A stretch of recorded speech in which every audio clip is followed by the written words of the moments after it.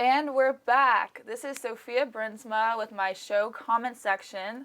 And today I'm here at SF State with my guest, Bryan Blair. Say hi, Bryan. How's it going?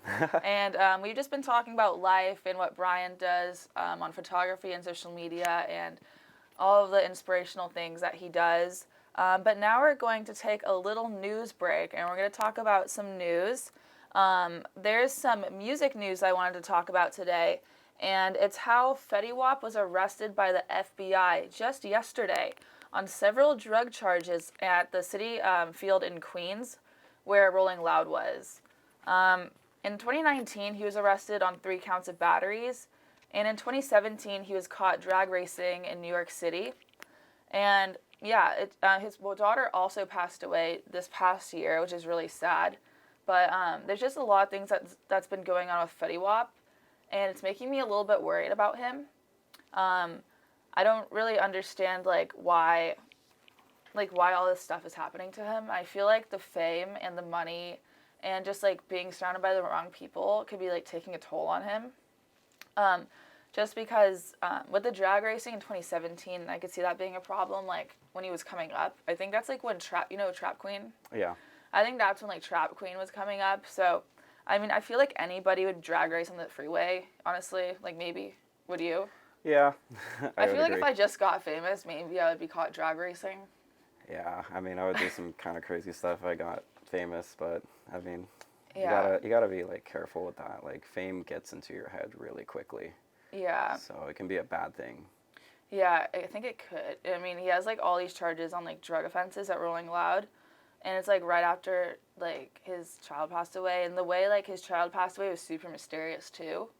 Basically, me and Austin heard about it one day on the radio, and she just kind of they reported that she just fell over on a table or something, and then Probably passed she out. passed away. But he's not being I don't know. I just feel like he's not very responsible, and he's not being a good dad or anything. Yeah, and I mean, it comes down to the association of the people that you're with and that. So I mean, I don't know too much about that story, so I can't really comment too much. But yeah, if you get famous, you need to really watch out. You're in the line of fire at that one. Yeah, and I think it could be hard sometimes, when you're in certain industries, like the music industry, because there's just a lot of partying behind the scenes and stuff. So he could have easily got wrapped for something that a lot of people were doing around him, something like that. If one goes down, they all go down. Yeah, it's unfortunate. Yeah, prayers out to him though. Yeah. The next story, so this one's a tech story, and it's about Facebook and how they're rebranding their logo and name. They want to be a Metaverse. So their logo is have you seen the logo? I've seen it, yeah. And it's called Meta. They've been under a lot of heat recently because Facebook hasn't been doing very well because a lot of whistleblowers have come out and said that the site has been taking advantage of people's information and that they have also been misinforming the public and purposefully creating a divisive community. Mm-hmm. With the algorithm, and then also making people women specifically insecure on Instagram by kind of targeting people maybe through Facebook shop or something so they could buy products and stuff like that. So they've had 2 whistleblowers for the past couple of weeks, and now Mark Zuckerberg is coming out to change Facebook basically. Yeah, so kind of masking up his major mistakes Yeah. over the past decade, and Facebook has honestly been a massive flop since the early 2000s.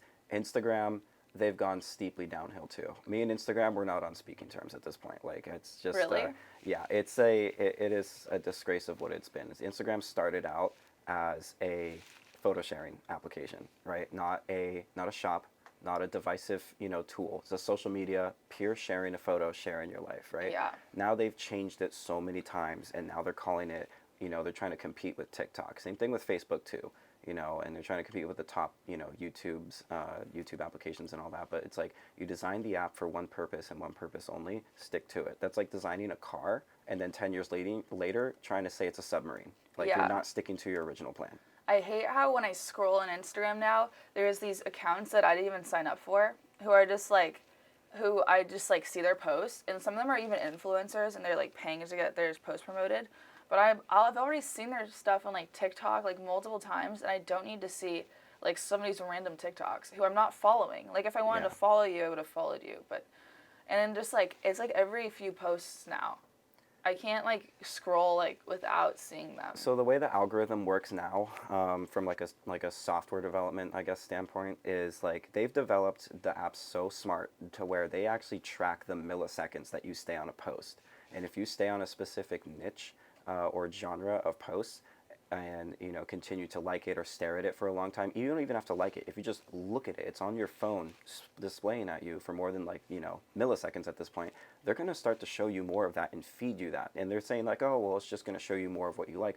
Well, not really at all. It's kind of branching and diversing into different things that now become divisive, and now it's becoming a harmful tool that's dividing a lot of people amongst the community.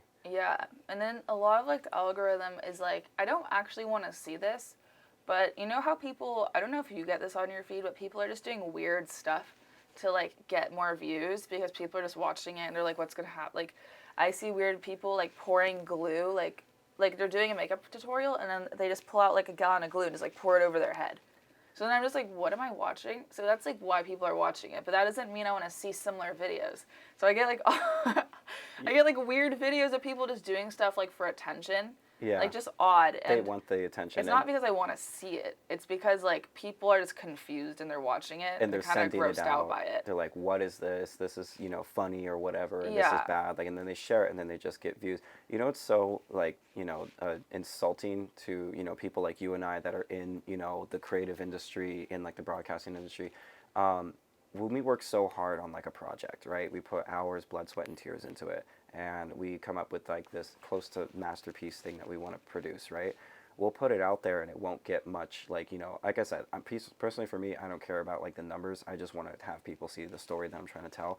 But if I post something out there that I work so hard on and it flops, but then a 10-second TikTok video of someone pouring glue over their face gets 30 million views, what is that? Yeah, like can we have some dignity? A little bit. You know what I mean? Because like we have like some dignity and respect. So it's like I don't want to just like show up, like post stuff that I'm not like comfortable with just because I want people to see it. Yeah. And I also don't want to do stupid things like to like people in public or like feed people food just because like I want more views, because that's not the type of person I am. But like that's the type of stuff that like that keeps like recirculating, because like algorithm and stuff like that. It boils down to them, and it really boils down to their lack of validation in themselves. They don't feel validated with themselves, so they go and try and find it from other people. Oh, I have 30 million views on a video. I feel validated. I'm famous now. No, you're not. Take that away. What are you? It's just ruining. Yeah, that's been really annoying to like scroll through, and I've even stopped using like TikTok and stuff because I just like I don't check it as much anymore.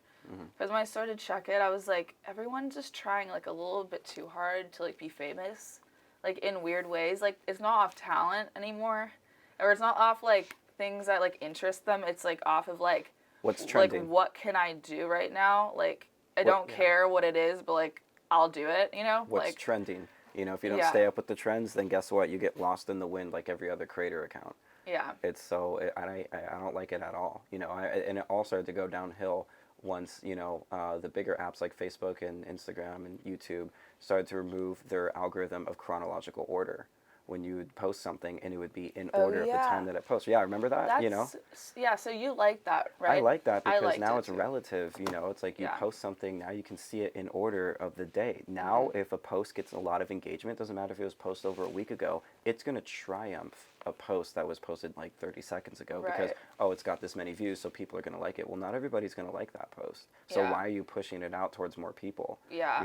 If you post it in chronological order, and people can then share it like with people that they like that will like this, instead of just putting it out to just anybody, it's not gonna it's really not beneficial for the entire environment. It offends a lot of people, to be honest. We want the old Instagram back. They won't listen. They're in it for the money, unfortunately. You know, so I mean, there's nothing you can do about it. Like you just gotta like roll with it and kind of just adjust. But I personally, for me, like I have a time limit on my phones. I don't go on TikTok or Instagram more than 30 minutes to an hour a day. I only go on to post my content, and then I get off the app. I don't interact with people on it anymore. Yeah, that's good. Because of that reason.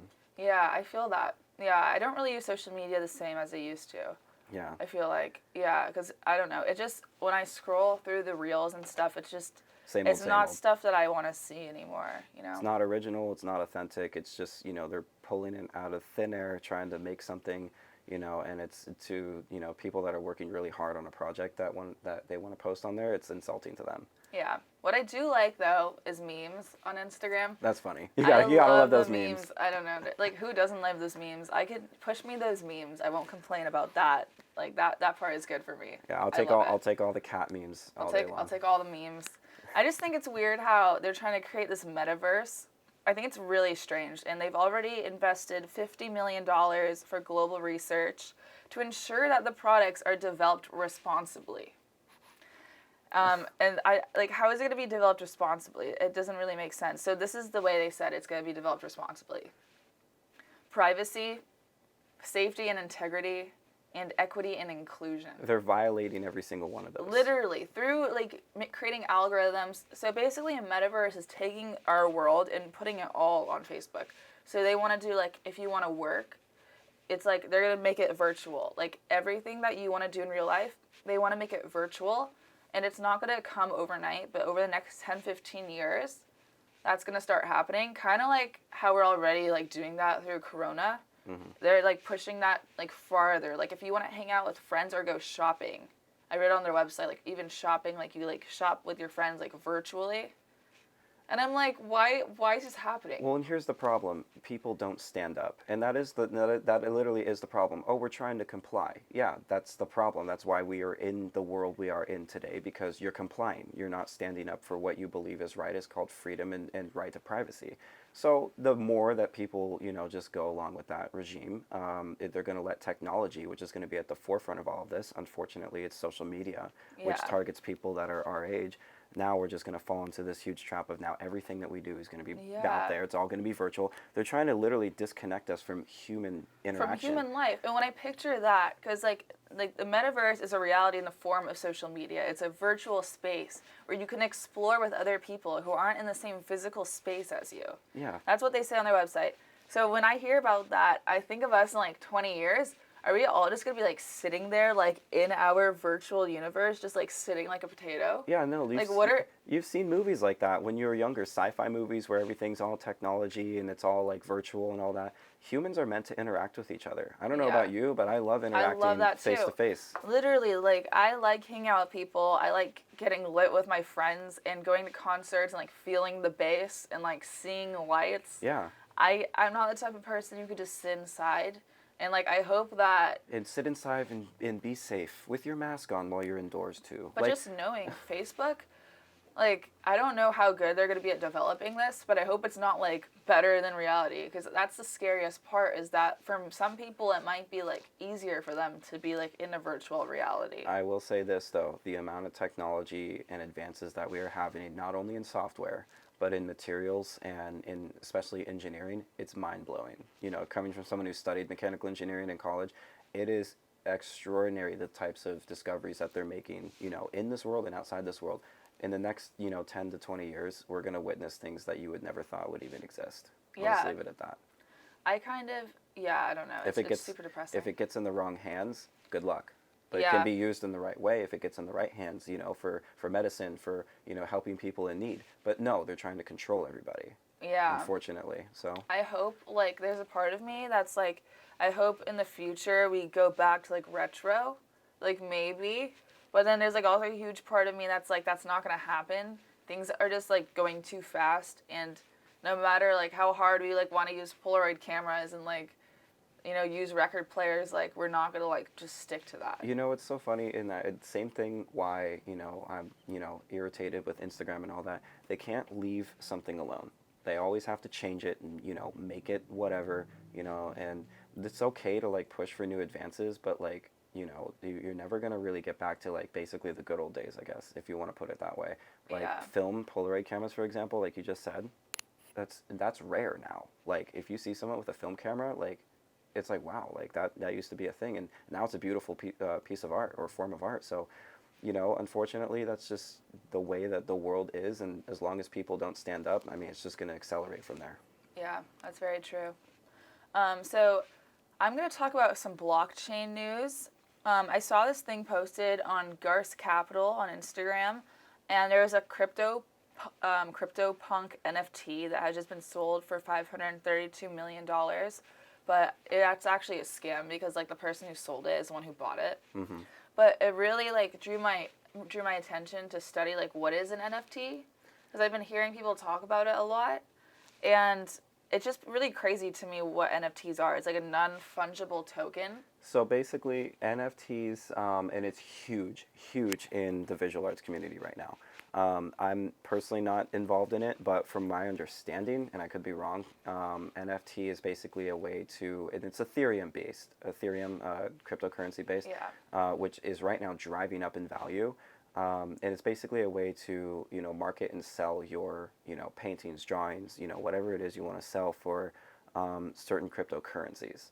And now I could be wrong on that, but that's my basic understanding of what it is in a nutshell. Yeah, I think it's really cool. But I think it's awesome. I need to learn how to access this because I want to see like NFTs. Oh, I mean, it's all virtual right now. They're all, are you familiar with like blockchain and crypto and how they work? Yeah, but like, how do people see them?